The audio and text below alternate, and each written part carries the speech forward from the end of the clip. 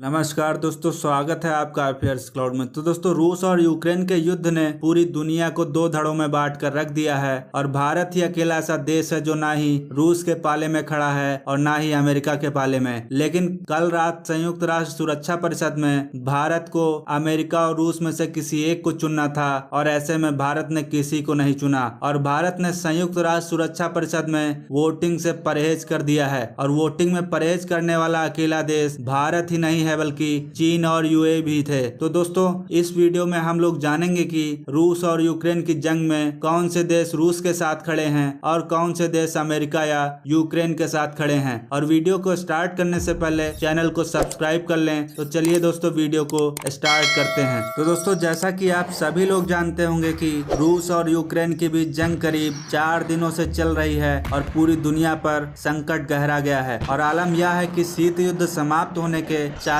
साल बाद एक बार फिर पूरा विश्व दो धड़ों में बंट गया है और ऐसे में कई देश रूस पर प्रतिबंध लगाने का भी ऐलान कर चुके हैं, क्योंकि उसने अलगाववादियों का समर्थन करते हुए यूक्रेन के 2 राज्यों डोनेत्स्क और लुहांस्क को स्वतंत्र घोषित कर दिया था। और इन प्रतिबंधों से क्या असर पड़ेगा यह देखना अभी बाकी है। लेकिन रूस सिर्फ तेल और गैस सेक्टर में अहमियत नहीं रखता, बल्कि अन्य कमोडिटीज और मिनरल्स के मामले में भी रूस बड़ा खिलाड़ी है। और ऐसे में इन चीजों की आपूर्ति घटने और दामों में इजाफा होने का अनुमान भी लगाया जा रहा है। और संकट के इस दौर में हम आपको बता रहे हैं कि दुनिया के कौन कौन से देश रूस और यूक्रेन के साथ हैं। वहीं इस मामले में भारत और पाकिस्तान का क्या रुख है। अगर रूस की बात करते हैं तो क्यूबा ऐसा देश है जो सबसे पहले रूस का समर्थन करेगा। दरअसल क्यूबा ने रूस के सीमावर्ती क्षेत्रों में नाटो के विस्तार को लेकर अमेरिका की कड़ी आलोचना की थी और वैश्विक शांति के लिए कूटनीतिक तरीके से इस मसले का हल निकालने पर विचार किया था। और इसके अलावा रूस को चीन का समर्थन तो जरूर मिलेगा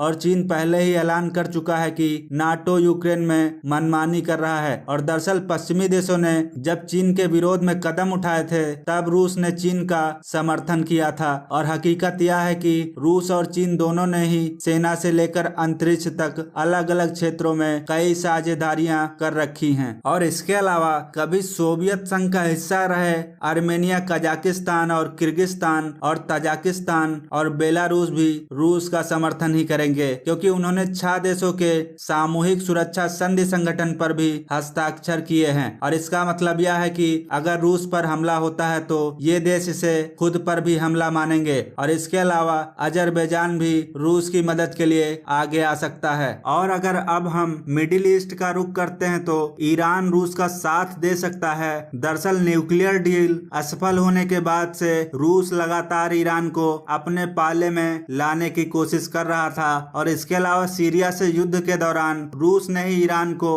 हथियार भी मुहैया कराए थे। वहीं युद्ध की स्थिति में उत्तरी कोरिया भी रूस का साथ दे सकता है। दरअसल उत्तरी कोरिया ने पेनिनसुला में जब मिसाइल लॉन्च की थी उस वक्त अमेरिका ने उस पर प्रतिबंध लगाने का ऐलान किया था, तो रूस और चीन दोनों ने विरोध जताया था। वहीं पाकिस्तान भी रूस का समर्थन कर सकता है, क्योंकि पाकिस्तान के प्रधानमंत्री इमरान खान इस वक्त रूस के दौरे से होकर आए हैं। और अब हम उन देशों के बारे में जानेंगे जो विश्व युद्ध के हालात बनने पर यूक्रेन का साथ दे सकते हैं। और ऐसी स्थिति में नाटो में शामिल यूरोपियन देश Belgium, Canada, Denmark, France, Iceland, Italy, Luxembourg, Netherland, Norway, Portugal, Britain और अमेरिका पूरी तरह यूक्रेन का समर्थन करेंगे। और इनमें अमेरिका और ब्रिटेन यूक्रेन के सबसे बड़े समर्थक साबित हो सकते हैं। जर्मनी और फ्रांस ने हाल ही में मॉस्को का दौरा करके विवाद शांत करने की कोशिश की थी, लेकिन रूसी राष्ट्रपति व्लादिमीर पुतिन ने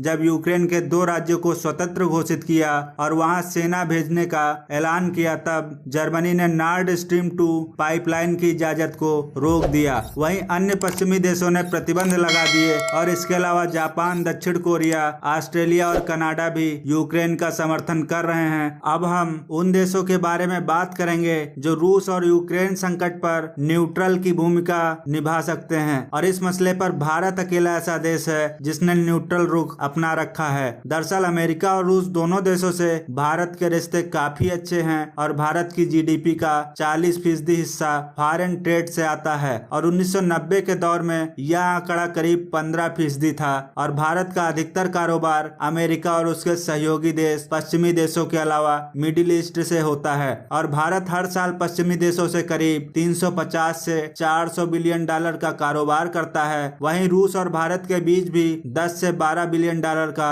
कारोबार होता है। वहीं अमेरिका और रूस दोनों से भारत के रिश्ते काफी अच्छे हैं और ऐसे समय में भारत किसी एक का सपोर्ट करके अपने रिश्तों को खराब नहीं करना चाहता। अब आप लोगों का क्या कहना है कमेंट में जरूर बताएं। लाइक शेयर सब्सक्राइब करके बेल वाले आइकन को जरूर प्रेस करें ताकि डिफेंस से जुड़ी खबरें आप तक पहुंचती रहें। धन्यवाद।